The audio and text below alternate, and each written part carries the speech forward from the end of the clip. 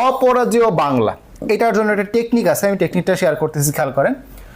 অপরাজেয় বাংলা হচ্ছে ঢাকা বিশ্ববিদ্যালয়ের কলা ভবনের সামনে একটি ভাস্কর্য, এবং ভাস্কর হচ্ছে সৈয়দ আব্দুল্লাহ খালেদ।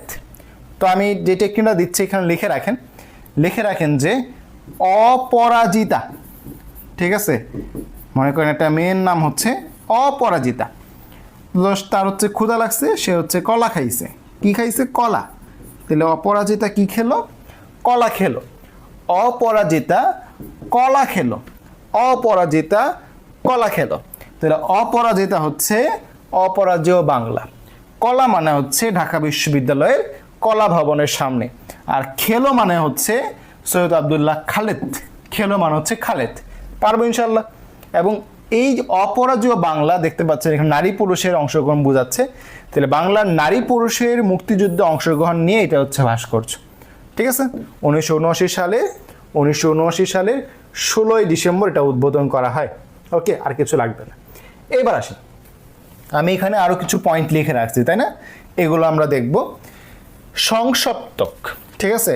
সংসপ্তক এটা হচ্ছে হামিদুজ্জামান খান স্থপতি, এবং এটা অবস্থান হচ্ছে রাজশাহী জাহাঙ্গীরনগর বিশ্ববিদ্যালয়। এইটা কিভাবে মনে রাখবো? খেয়াল করেন, মনে করেন রাত 3টা বাজে, তো আমি এখনো সজাগ আছি, তাই আমি কিভাবে বলবো যে আমি হচ্ছে সজাগ, তাই না? আমি তো এটাই বলবো যে আমি হচ্ছে সজাগ। তাহলে আমি মানে হচ্ছে হামি, আমি মানে হচ্ছে হামি, তাহলে আমি মানে হচ্ছে হামিদুজ্জামান, আমি হামি, তাহলে হামিদুজ্জামান। সজাগ, সতে হচ্ছে সংসপ্তক, জাগতে হচ্ছে জাহাঙ্গীরনগর বিশ্ববিদ্যালয়, এভাবে মনে রাখতে পারে। সাবাস বাংলাদেশ যে ভাস্কর্য, এটা হচ্ছে নিতুন কুণ্ডু স্থপতি এবং রাজশাহী বিশ্ববিদ্যালয়, ঠিক আছে? এটা মনে রাখতে পারি যে সাবাস রানী, মানে একজন রানীকে আমরা বলতেছি সাবাস, সাবাস রানী, ঠিক আছে? তাহলে সাবাস হচ্ছে সাবাস বাংলাদেশ, রাতে হচ্ছে রাজশাহী বিশ্ববিদ্যালয়, নিতে হচ্ছে নিতুন কুণ্ডু। আশা করি ভুল যাবে না। এবার আমরা দুইটা কনফিউজিং জিনিস পড়ব, একটা হচ্ছে শিখা অনির্বাণ, একটা হচ্ছে শিখা চিরন্তন। শিখা অনির্বাণ হচ্ছে ঢাকা সেনানিবাসে, শিখা চিরন্তন হচ্ছে সোহরাওয়ার্দী উদ্যানে। শিখা অনির্বাণ এবং শিখা চিরন্তন, শিখা অনির্বাণ ঢাকা সেনানিবাসে, শিখা চিরন্তন সোহরাওয়ার্দী উদ্যানে। কীভাবে মনে রাখবো? এই দেখেন, আমরা তীর চিহ্ন দিয়ে রাখছি, অনির্বাণের মধ্যে ব আছে, সেনানিবাসের মধ্যে ব আছে। খেয়াল করবেন, শিখা চিরন্তনের মধ্যেও ব নাই, সোহরাওয়ার্দী উদ্যানের মধ্যেও ব নাই।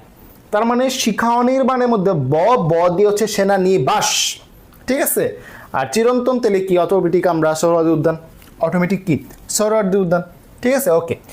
জাগ্রত চৌরঙ্গী, জাগ্রত চৌরঙ্গী, যতে জাগ্রত, যতে জয়দেবপুর, যতে হচ্ছে রাজ্জাক, আব্দুর রাজ্জাকের যতে জাগ্রত চৌরঙ্গী, যতে কি জয়দেবপুর চৌরাস্তায়, এবং এটা হচ্ছে মুক্তিযুদ্ধের প্রথম ভাস্কর্য।